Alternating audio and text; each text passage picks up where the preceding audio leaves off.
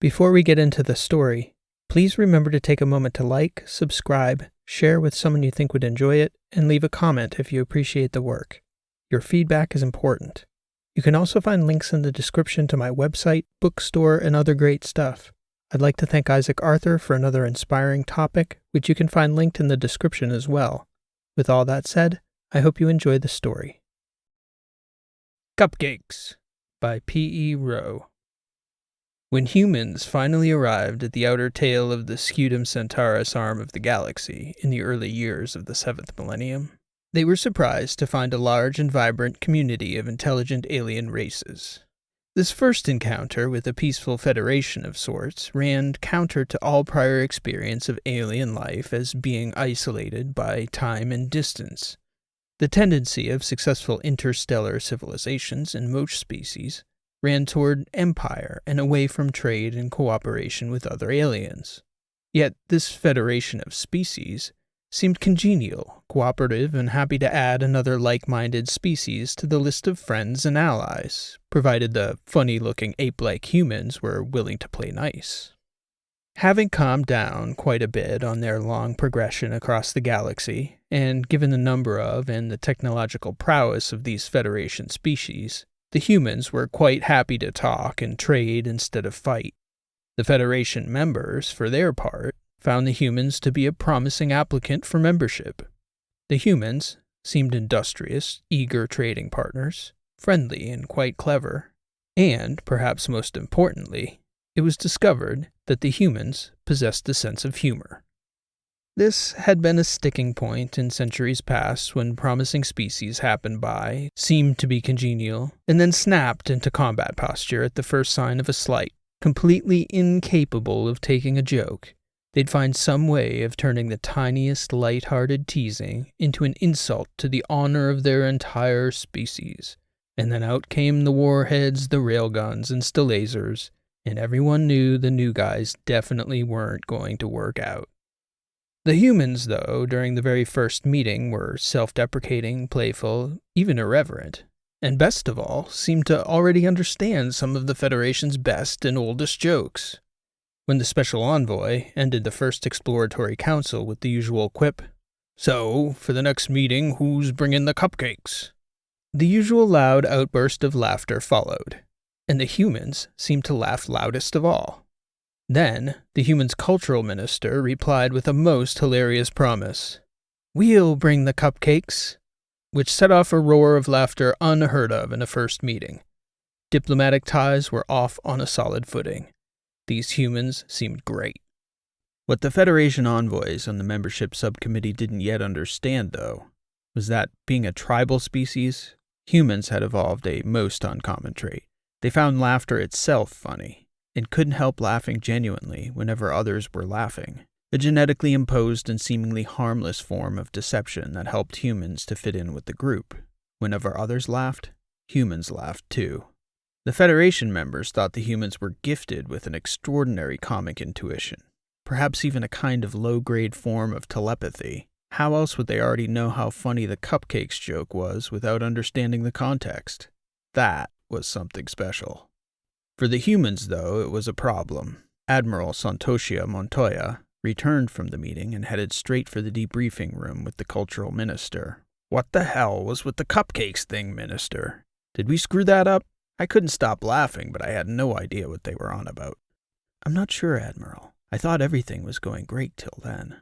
I don't think it was a major misstep, just a minor cultural misunderstanding." "Was it a mistranslation? Why the hell do they find cupcakes so funny? And what are the odds these aliens should even eat cupcakes at all?" The flagship Central AI chimed in, asserting that the translation was correct, and that the odds of encountering another species that had cupcakes was higher than one might expect, with the odds increasing dramatically when encountering a Federation, because one of the species out of the hundreds in the Federation was all but statistically certain to have cupcakes, and then to disseminate the recipe to the rest of the Federation on account of the universality of their deliciousness. "So, now the real question," the Admiral said. "Do we actually bring cupcakes to the next meeting?" A long debate ensued. Ultimately, the cultural minister's point of view won the day. The Merganser's cook had a deep well of special recipes to draw from, And what could it hurt to actually show up with cupcakes? If it was just supposed to be a joke, the Admiral was instructed to say he thought it would be both extremely funny, and now everyone had cupcakes to eat during the meeting. Win-win. The humans showed up to the second meeting with a service cart covered by a decorative tablecloth containing hundreds of cupcakes. The Admiral began the humans' opening statement by declaring, "Your Honors, we are happy to announce, we brought cupcakes." That simple statement set off an eruption of laughter unmatched in the history of the Federation admittance process. The humans, of course, couldn't help themselves from bursting into laughter too. Some of the sounds these aliens made when laughing were so ridiculous, the Admiral couldn't help himself. Belly laughs, guffaws, shrieking, snorts, roars. Pretty soon both the Admiral and the cultural minister were doubled over, howling, laughing so hard they were crying. "Look how they emit salt water from their eyes," one of the envoys declared in between fits of laughter. "These humans are amazing." The cultural minister, who always strived to maintain her composure during such important meetings, then began laughing so hard she involuntarily snorted, which turned the following 5 minutes into a cacophony of laughter so intense that even the humans present had never experienced its like. The cupcakes, too, were a big hit. "What is this brown gunk?" one of the moldags asked the Admiral at one point. "Chocolate frosting, Your Honor," the Admiral replied, "with sprinkles." "Blurg," the moldag minister replied, which the AI translated as long, satisfied sigh. It set off another wave of sustained, contagious laughter.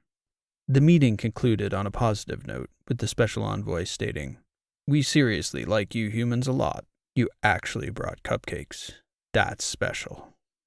When the Admiral returned with the cultural minister for debriefing, the human committee was in a quandary. "You've got to figure out what the hell is up with these cupcakes, Minister," the Admiral declared. "I'm not sure how much longer we can keep this up. Are we just supposed to keep bringing cupcakes and bursting into laughter whenever the word gets mentioned? Somebody please figure out what's so damn funny about cupcakes." There was no such chapter in the handbook for cultural ministers. Clearly, some cultural misunderstanding was at play, but she wasn't sure what. And now that the humans had been playing along with the joke for several days, it seemed a grave misstep to admit the lie and ask for another species to explain the joke. The cultural minister devised a plan she thought might fix the problem. Aboard the Merganser, several different types of disembodied AIs regulated separate ship systems as backups to the humans who ostensibly drove the ship. She instructed the chief engineer to fabricate a robot body and to install a clone of Garbeau, the ship's onboard encyclopedia. Then they would send Garbeau to the Federation pavilion to ask about the joke. Garbeau was given strict instructions on how to word the request, that the humans can't stop laughing about the cupcake joke. "The humans get it," he would say, "but none of them has been able to sufficiently explain it to me, so I feel left out. Can you explain it so that I, a humble AI, might understand?" Then they sent Garbeau off to the alien pavilion, and it took nearly 2 days for the AI to return. The third meeting was coming up in a few hours, the cook was waiting on cupcake orders, and the Admiral was getting anxious. Fortunately, Garbeau returned with a timely answer. "It was a long story," the AI said, "made all the more time-consuming that every species I spoke to directed me to the Fron, a fungal hive mind who spoke extremely slowly in a bizarre dialect I had difficulty translating. But I am certain I got the gist of the story, which I will distill for you in the time we have now before the next meeting." "Before you begin, Garbeau," the cultural minister said, "shall we instruct the cook to make more cupcakes?" "It couldn't hurt," Garbeau said. "Somebody will always eat cupcakes." The story went like this. In the early days of the Outer Scutum Centaurus Federation, one of the founding members was a race of dog-like, highly intelligent creatures called the Daglian.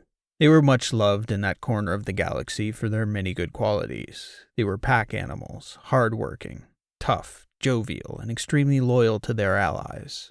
Over tens of thousands of years, they made allies of hundreds of races, and truly it was their diplomatic nature and skill that brought the earliest forms of the Federation into being, cementing their shaky alliance whenever the Federation began to fray.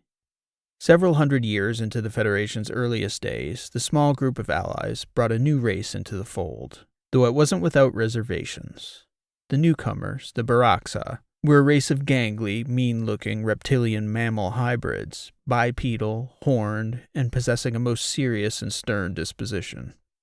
When the Baroxa were confronted with any type of friendly gesture, their response was almost always suspicion, as though friendship itself was a foreign concept. Trade was trade, but anything beyond that made the Baroxa wary. Among the most disagreeable of the Baroxa's many irksome traits was their absolute certainty of their reading of others' motives. They were decidedly untelepathic, yet, at the same time, they were utterly convinced that they always knew what others were up to, and it was always some form of maliciousness directed against the Baroxa. When the Daglian gave them a deal on bauxite, they knew it must be an attempt at misdirection so that they'd miss another way the Daglian were screwing them over. When the Pascha commissioned a statue of their leaders as a gesture of goodwill, the Baroxa were certain it was a way to portray them before the rest of the Federation as uglier than they actually were in person, and they were ugly in person. About the only gesture the Baroxa would accept at face value was the offering of sweets, for as hideous as they appeared and as nasty as their disposition was, the Baroxa had a soft spot for sweet foods that, once discovered, began to serve as the preferred manner of smoothing over any business transaction with them. It was about the only way to deal with the Baroxa and not be accused of insulting, bullying, or oppressing them in some uncharitable way. The cost of doing business with the Baroxa became the market cost plus some form of sweets, which always went unreciprocated. As the Federation expanded, it became a cultural guideline that was passed on to all new species. Always give a Baroxa sweets. In the middle of the 3rd century, after the Baroxa joined the Federation, a new species made the mistake of conducting a territorial negotiation with the Baroxa without bringing cakes, cookies, or candy to sweeten the deal, and the Daglian were called to mediate the uproar that followed. The misunderstanding threatened to develop into a full-fledged territorial war that was certain to disrupt a key interstellar trade channel. The crab-like species, the Hatat, who hailed from a sea-covered world, had no idea what a sweet tooth was, nor did they have any means of producing any such foodstuffs underwater. Yet the Baroxa were incensed and threatened war for the insult. The Daglian promised the crabs they'd take care of it and sent the Baroxa a freight container filled with cupcakes and a greeting card that read, "Dear Baroxa, you guys need to relax, like a lot. Anyway, enjoy the cupcakes and don't start wars for no good reason. Your friends, the Daglian." The Baroxa ate the peace offering, but they took the gesture as an insult to their honor. They responded by launching a sneak attack against the Daglian to avenge the perceived slight. In the military sense, the Baroxa's attack was devastating, crippling the shipyards of the Daglian's home system, irradiating about half their homeworld, and killing an uncountable number of the friendly Daglian civilians, which some estimates placed at nearly half the species. What the Baroxa didn't account for, being the self-involved and short-sighted species that they were, was that the Daglians' loyalty to their friends and allies meant far more than the Baroxa could have calculated. Rather than turning on the bested and weakened Daglian, as the Baroxa expected and would have done themselves, the Federation members rallied to the Daglian cause, blockading the Baroxa from access to resources and cutting their warships to pieces at every opportunity. The Baroxa found themselves isolated, beleaguered, and besieged by every race in the Federation, who'd all had enough of the Baroxa and their obnoxious ways. Within 5 years, there was almost nothing left of the Baroxa's fleet, and their homeworld was little more than a ball of smoldering ash. They hadn't a friend left in the galaxy. The final intelligence report from the Hori, an outlying species on the very edge of the Scutum Centaurus arm of the galaxy, was that what remained of the Baroxa fleet was seen fleeing into the intergalactic void, a plume of smoke trailing ignominiously behind them. The Federation left it up to the Daglian to decide whether they should be pursued and eliminated. The Daglian, being the decent sort everyone knew them to be, unsurprisingly, insisted they be let go, in hopes that the Baroxa might quietly reflect on the mistakes they'd made and change their ways, or at least screw off for good. For a while, it became a common expression when one species or other was being disagreeable in negotiations that they were acting like a Baroxa, or would tell others, "We don't want to be a Baroxa here, but that price is outrageous." But mention of the Baroxa left such a sour taste that the word was used infrequently, and then, over the years, all mention of them fell out of favor, and they were forgotten by living beings, and would have been entirely forgotten if not for the files of Federation history, where the Baroxa were but a footnote in what became known as the horrific Cupcake War. That wasn't the funny part. What became of the Baroxa was unknown for nearly 13,000 years, until a strange-looking traveler appeared in the Daglian system in a junker of a ship claiming to have vital information of the gravest nature. The stranger claimed to be Baroxa, and was perplexed when the response he got to that statement was, "You're who?" "I'm of the Baroxa," he said. "Your mortal enemies." The odd-looking, malodorous fellow was brought before the Daglian Chancellor. "I didn't know we had any mortal enemies," Fabian, Chancellor of the Daglian, responded. "But thanks for stopping by. We're not really that concerned." "You should be," the stranger said. "If only you'd allow me to tell you of the ungodly wrath headed your way, you might be inclined to take precautions." "Very well," Fabian said. "Pull up a chair and help yourself to some tea and scones, friend. I like a good story." The stranger claimed to be a Baroxa named Ciro. He only wished to prevent another ill-fated war with the Daglian, which he suspected wouldn't end well for either species. "Why would your species want to make war on ours?" Fabian asked. The stranger went on to explain the history between their species, which the Chancellor's historian was able to corroborate in a 13,000-year-old entry that mentioned something about cupcakes and a nasty race of fellows that looked an awful lot like this mysterious stranger. "Go on, then," Fabian said. "Tell us why you guys are angry at us now." Angry apparently didn't begin to touch the way the Baroxa felt about the Daglian. They had retreated into interstellar space following their defeat in the horrific Cupcake War. The defeat had left them in dire conditions.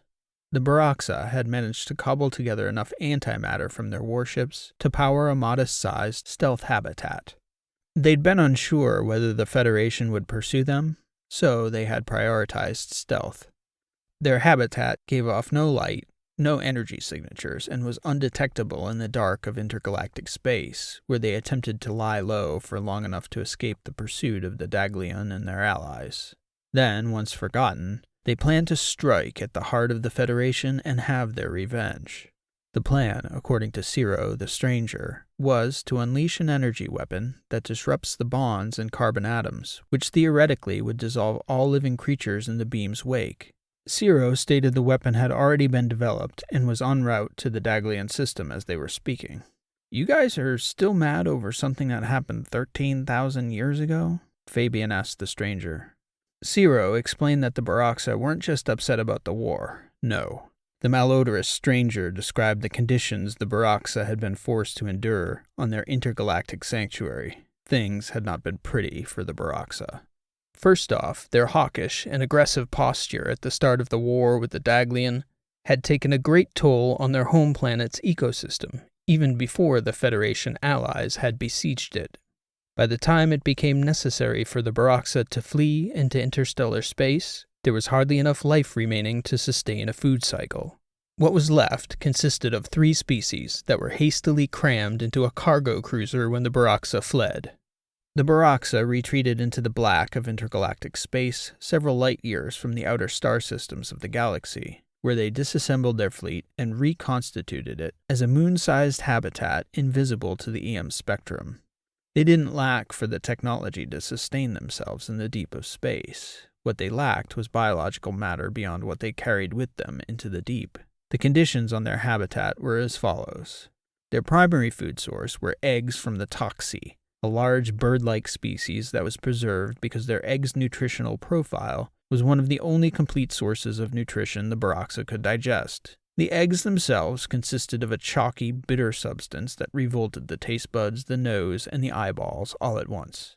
Each meal became a solitary, gag-inducing ritual because if 2 Baroxa gathered to eat, the sight of the other consuming the vile eggs would induce an endless, self-reinforcing cycle of retching, hacking, and cursing as they struggled to hork down the Toxi eggs' disgusting, chalky white phlegm. The birdish Toxi that produced the eggs were a peculiar species that alternated sleep between the 2 hemispheres of their brains, such that the Toxi seemed to never fully sleep. But a truer description would be that they were always half awake. With half their brains switched off, they relied on cries and signals from their packmates for group safety. They produced a constant stream of outlandish squawks that established a baseline every 10 seconds or so, each toxibird emitting a deafening high honk that transmitted to their compatriots that all was well. In the early days on the Baroxa refuge, the few remaining biologists worked furiously to disable the incessant honking, only to find that no matter the methodology, whether it was lobotomizing, genetic modification, surgical removal of the vocal cords, or deafening the animals, in each case the animals would simply lie down and die without the steady squawking assurance that all was well in the pack. Many of the Baroxa in those early years threw themselves into the antimatter chamber to escape the din of the egg-laying, squawking toxibirds. Nearly as awful as the toxi themselves was their food source, which came from a vegetable misnamed jagfruit. The foul-smelling, reddish gourd-like vegetable, once cracked open by the beaks of the lanky toxibirds, emitted a foul cloud of stank that hung in the air of the habitat's decks for hours on end, such that within weeks of the habitat's completion, the stench was omnipresent and forever inescapable. And if the toxi neglected to crack open the jagfruit gourds on their own, the separating gourds would burst, spilling out their seedy guts to the decks of the habitat, leaving a long fetid stink that hung in the area for months before dissipating back to the noxious baseline. The last of the 3 species that came with the Baroxa to their antimatter globe was a type of feather flea that hitched a ride on the squawking toxibirds. The fleas seemed to cause the toxi no noticeable issues, as they'd co-evolved on the Baroxan homeworld. But, lacking a natural predator on the extragalactic habitat, and in need of a further food source as their numbers flourished, the bird fleas quickly evolved to feed on the Baroxa themselves, causing a piercing bite that incited an unstoppable flaming itch that didn't abate for weeks on end. The endless cycle of sleeplessness, the constant squawking, the incessant itching, the persistent stench, and the putrid diet itself only served to heighten the Baroxa's already overblown sense that the universe was out to deal them an oversized dose of injustice. And the focus of their anger fell hard upon the Daglian, whom they blamed for their terrible plight. The only release from their torment was when they gathered each morning and evening to howl their anger in unison for 10 minutes of daily wrath. They followed this ritualistic outburst of rage with an oath in which they swore on their species' existence that they would carry their anger with them every minute of every day until ultimate vengeance was delivered upon every last living Daglian, no matter where they may go in the universe. During these 13,000 years of seclusion in their self-induced intergalactic torture chamber, the Baroxa, inasmuch as they could focus on anything at all, focused all their energy on vengeance. Centuries were spent brainstorming, developing, and troubleshooting various technologies that would destroy the Daglian homeworld and every last living thing on it. Though, for the first 12 millennia, the Baroxa found failure upon failure, which all of them chalked up to their inability to focus amid the myriad distractions, squawking birds, flea bites, and nauseating stench, which conspired to sap the concentration of the top Baroxa scientists for centuries on end. Finally, Ciro related to the Daglian Chancellor that in recent years, a breakthrough had been made on an antimatter weapon that could trigger a cascading wave of energy that disrupted the bonds of carbon atoms. It was a weapon that required a small payload to deliver and would result in the destruction of all life on the Daglian planet without warning. But you're warning us right now, Fabian, the Daglian Chancellor said to Ciro. Why exactly would you come to warn us, by the way? The Baroxa stranger paused and said solemnly, For 13,000 years, my species lived under the dogma that we were wronged by the Daglian. I merely looked into the accounts of the actual events and found out that we started the war, and we did so over a type of food I had never heard of, some confectionary called Cupcakes. In retrospect, it seemed to me like our ancestors had it coming, and instead of reflecting on that truth and mending our ways, we spent 13,000 years blaming you guys and plotting revenge in all kinds of hideous manners. Somehow, I suspect if we continue down this same path, it won't end well for us. But, Chancellor, I implore you not to underestimate the fury of the Baroxa. We have lived for millennia on end aboard a fetid, putrid, hate-filled, seething ball of rage. You may not have thought much of us, but for thousands of years, All we have thought about was your destruction. Now that our species has the means to act, there is no doubt in my mind that we will." "Well, fella," Fabian said, "we certainly appreciate the heads up. If there's any way you can convince your fellow Baroxa to give up their assault, that would be better for everyone." "I will try," the stranger said, "but I doubt there is any swaying the thousands of years of raw fury set against you.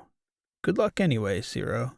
And for your troubles before you go, I'll have my personal chef send you off with a token of our species' goodwill." Fabian outfitted the Baroxa informant with a fine meal, complete with a box of cupcakes for the ride home and a thank you card. Then he tasked his best researchers with finding out the true history between the Daglian and the Baroxa, so he and his defense secretary could set about defending their homeworld. When the Baroxa attack came months later, the results were devastating. The bomb was delivered by a single stealth ship that snuck between the Daglian satellite network. The warhead set off a chain reaction in the atmosphere that took apart every carbon bond on the planet, including graphene structures, igniting a furious wave of heat and destruction that completely devastated the Daglian homeworld's ecosystem. The loss was total, and no sign of the Daglian remained. The Baroxa, exulting in their victory, waited patiently for the heat from the energy wave to dissipate. When the atmosphere finally cooled, the Baroxa donned spacesuits and began to search the ashen landscape. They celebrated their triumph. They danced on the flaming ruins of the Daglian civilization. They crowed about their triumph. Never had the Baroxa in their species' history enjoyed a day as much as this one. In the center square of the now demolished Daglian capital city, the Baroxa found a gigantic tungsten cube. On the side facing the open city square, there was a button with an engraving beneath it that read, "Dear Baroxa, push to open." The Baroxa leader was summoned to the square. They were perplexed, but not suspicious. After all, the Baroxa were so self-absorbed that they believed the Daglian had been as much obsessed about them as they had been with the Daglian. It made sense to them that their mortal enemies would have their name on a monument to a 13,000-year-old enemy. The Baroxan leader pushed the button, and the thick tungsten cube opened slowly, revealing a hollow room whose interior had been unaffected by the cascading heat wave. The room was empty but for a podium with a small box, on top of which was a paper envelope with a greeting card inside. The Baroxa leader read the card aloud to the troops and civilian leaders who had crowded into the room to see what was inside. The card read, "Dear Baroxa, we understand that you guys have had a tough run of luck over the last 13 millennia. Way back when you first tried to incinerate our planet, we researched ways to prevent such a thing from ever happening again. We recently succeeded in transferring our consciousness to a higher plane. As such, we no longer have any use for our bodies, our star, or our beautiful home planet. Because you've suffered so much over the years, we figured the least we could do to alleviate your suffering was to leave our beloved homeworld for you to enjoy. We think you'll like it. Try not to make too much of a mess. Your friend, Fabian, Chancellor of the immortal Daglian of the higher planes of existence. P.S. As a final token of our goodwill, please enjoy a box of my personal chef's finest cupcakes." The cupcakes were the final insult.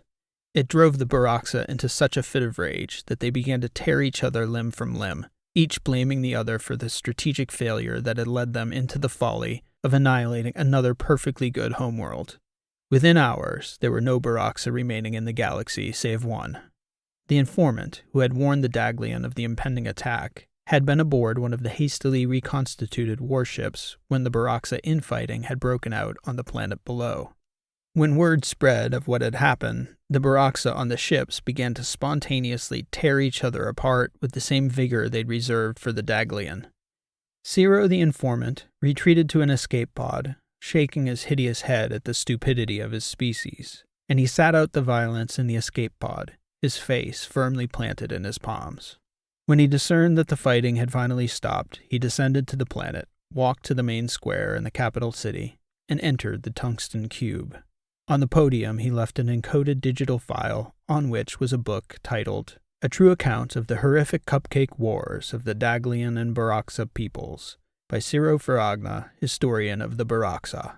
He also took the cupcakes and left a card behind that read, "Dear Fabian, thanks for the cupcakes. The last batch was superb. Looking forward to these. Turns out you guys weren't so bad after all. Good luck in the higher plane. Ciro." The last of the Baroxa, Ciro, the historian, was never heard from again. When Garbo, the human's AI, had finished telling the tale, the cultural minister was perplexed. She needed repeated reassurance from Garbo that the story wasn't just a myth, but, in fact, a recorded account in the Federation's history. Indeed, they found Ciro's book in the Federation archives under the genre headings Federation History, War, Daglian, Confectionary, and Comedy. The cultural minister quickly assembled the 6 funniest crew members in the fleet to write a series of one-liners for the Admiral to unleash at the upcoming meeting. She also instructed the cook to frost the upcoming batch of cupcakes with themes from the horrific cupcake wars of the Daglian and Baroxa peoples, 2 of which were Jagfruit Cherry and Daglian Carrot Cake. In an unprecedented show of unanimity, the humans were admitted to the Outer Scutum Centaurus Federation, following the 3rd session of the membership subcommittee. The special envoy cited unique circumstances in the history of the membership subcommittee, inscribing the highest possible compliment on the reason for expedited admittance line. It read, "You humans are funny, funny bastards." Cupcakes. This has been an original story written and read by P.E. Rowe. Thank you for listening, and I hope you enjoyed this story. If you did like what you heard, please show your appreciation by liking, subscribing, and leaving a comment below. If you'd like to check out my website, you can find me at rowlit.com. That's ROWELIT.com. It's also linked below in the description. You can find many of my other works of fiction of all lengths and in multiple genres. For the dedicated fiction writers out there, I also have a free video series on the mechanics of fiction writing, based on the fields of narrative theory, cognitive psychology, linguistics, and narrative craft, which you can access through my website. So please stop by anytime. Also, if you're enjoying these sci-fi weekly shorts, I've also added 3 shorts set in the story world of my Last Horizon novels. You can find them here on this channel or through the links in the description. If you've enjoyed this week's story, I think you'll enjoy those as well. I hope to catch you back here soon with another new story. Again, thanks for listening. This has been P.E. Rowe, and I hope to see you next time.